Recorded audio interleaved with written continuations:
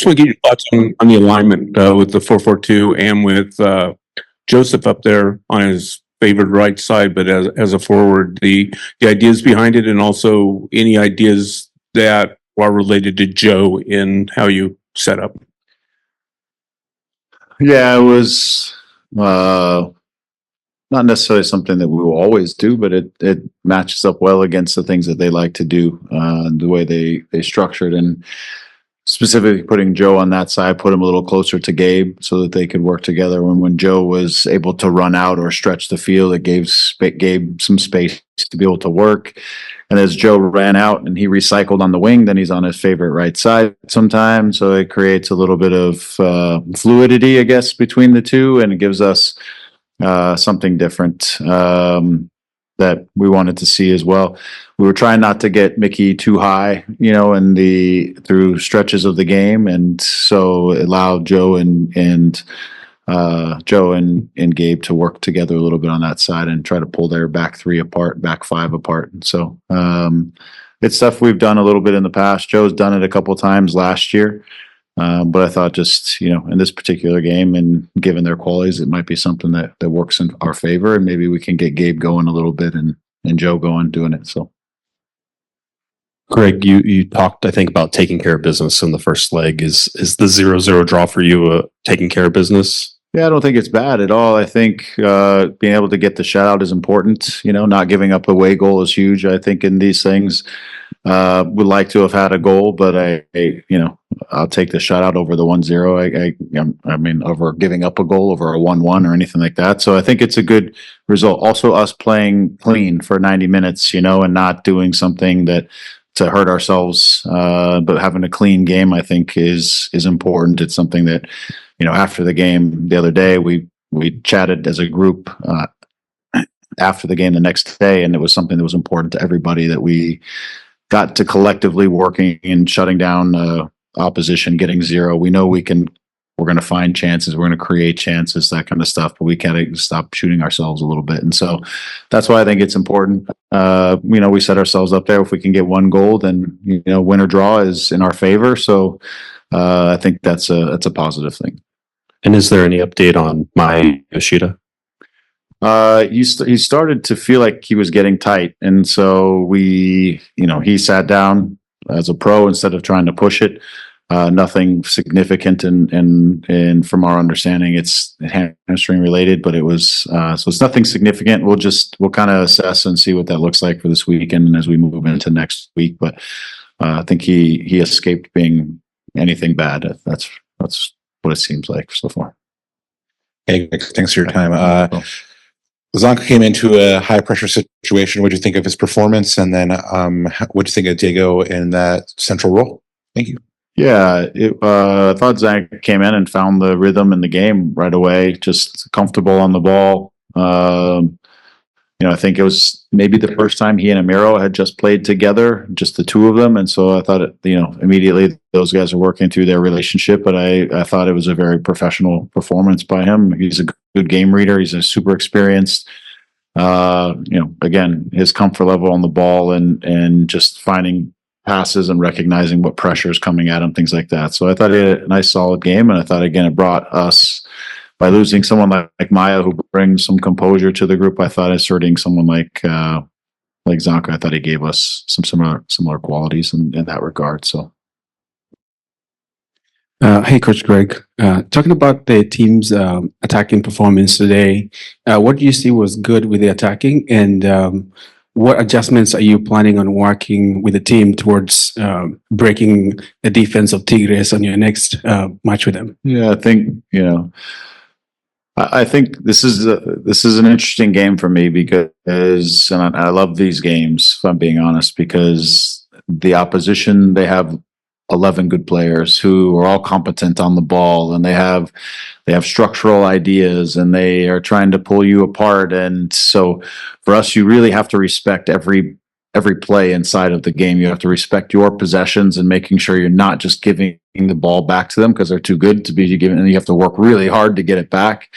And then when you work defensively, you have to really work with eyes all over your head and communication and making sure that you're taking away things. So these games really require as they should in MLS, but they really require you to really communicate and use all your resources as a group, to help control these teams, because they have so much quality on the field and so many different ways to hurt you. And so for these games, I appreciate this is a great game for us tonight. And for us, in terms of, I thought we did a good job inside of like the possession. There was times when I feel like we rushed it a little bit, but when we did settle down and we got into a solid structure and we started to move the ball, I didn't feel like they had great solutions for managing our possession moments. When we got into our possession moments, it became a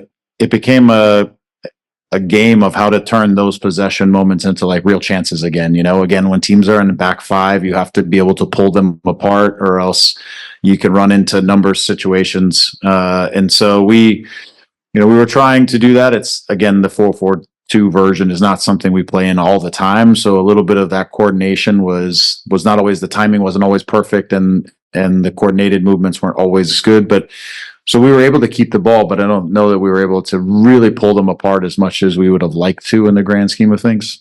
So, depending whether we use that or we go down there and something that's a little more traditional for us is to be determined. But again, it just comes down to the timing of things, getting them pulled apart. And there's times where I think we don't play forward when we need to take the risk to play forward. There was a number of windows where I felt like if we were a little more brave to play the ball in a couple instances, we could have turned some of our possessions into real attacks. And I felt like we deferred and played the safe pass instead of maybe taking that moment to try to really punish them with a ball. So there's a little bit of that. We had a couple in transition, where I think when you saw Joe out there, we got out in transition and we were a lot faster in those moments. He squared one across, I think, in the first half that we just didn't quite get to. That's not something we've seen yet from us this season, really, that kind of transition speed. So that's something that's also a way we can get goals and goal scoring chances as we continue to, again, get healthy, get everybody back, get on the same page in some of those situations. So we'll look at the tape and think through what it's going to look like next week. I don't think I have great answers to the second one, nor would I probably give too many of them if I did. But right now, back to Diego. I like Diego in his position. I mean, he was playing in that kind of wide midfield, but he was using an interior position in terms of where he was setting up, not too wide. And I like him. It's just, again, ways that we can get him facing forward and trying to play some final passes for us can help us. And because our fullbacks weren't very high, he didn't necessarily have somebody coming around his backside a ton. And there was times where I thought our fullbacks could have been a little bit more aggressive, and they were maybe just a little bit more cautious at times. And so that would have helped Diego a little bit, just in some of the creating some moments that maybe inside of the game turned into possessions where they could have maybe turned into attacks. But I like him in the position. He's, again, systematically, he always has a good sense of what's going on. I thought his defending was very good as well. And I thought Christian's defending work was really good for us. Like, his tactical awareness defensively just helps everything become a little cleaner. And so I thought, those guys did a really solid job. Hey, Greg, back here. Hey. First of all, your thoughts on Nasi's 45-minute run, and then also for McCarthy. You said you wanted someone to step up and take that position. It's one game, but it's one game coming off the error he had against Orlando City. How did you see his night play out? Yeah, I thought he had a nice, solid, clean night. He made a couple of good saves. There's a couple that he stymied right in, that got through the lines, and he was right there. I thought majority of his on the ball, his distribution decisions were good. A couple where I think, again, it's really expensive when you lose the ball easily or in certain moments against teams that are this talented and this good with the ball, and it becomes a lot of defensive work to get it back. A couple, maybe one or two that we could have talked about something a little bit different, but again, he managed the game well, and the team got through it well. So I thought he was good. There's no question what John McCarthy can do. All the nonsense about all this crisis crap is nonsense. We have two good goalkeepers, and they're both very capable. There's one job to do, and I know what each of them is capable of doing. John has done it for an entire season. I have the utmost confidence in John. And he came back out tonight and showed why he's that veteran goalkeeper. He can bounce back. So he made a mistake, and on my team, people are allowed to make mistakes. You just got to respond to them the right way, and you got to bounce back, and you got to do your job. And he did a nice job tonight. And I would say that for all 11 positions on the field, they're all a competition, and they're all about, can you do your job on a consistent basis? And John certainly did that, and he's done that a lot for us over the last 2 years. So I have no concerns about that. Oh, I'm sorry, Nasi. I thought. He's learning. I guess that's the best thing I would say, just also like just some of the tactical things to work with that striker and how to press and when to press. He was a little indecisive, and I think Christian's really trying to talk him through some situations. I think that led to them having a little bit more of the ball in the second half because it wasn't as coordinated as it was in the first half. So there's just some tactical things. Also with the ball, there's just some tactical moments where maybe he's running away when I wanted him to be coming to the ball to present himself as an option to play off of. So some of those things are tactical, and that's learning and process. Some other things is just, I think, again, when he's being played in the ball, he was having a hard time holding up the ball against some real physical pressure and behind. And that's just, again, it's getting stronger, getting cleaner, knowing his outs a little faster, things like that. So for him, it's experience. A lot of this is going to be about experience, learning inside of our team and what the expectations are on our team.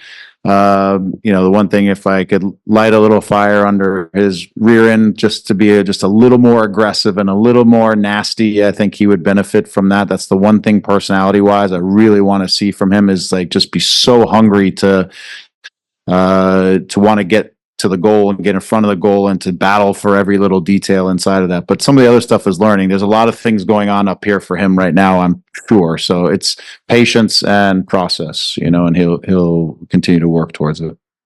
All right. Thank you for your time, Gregory. Thank you.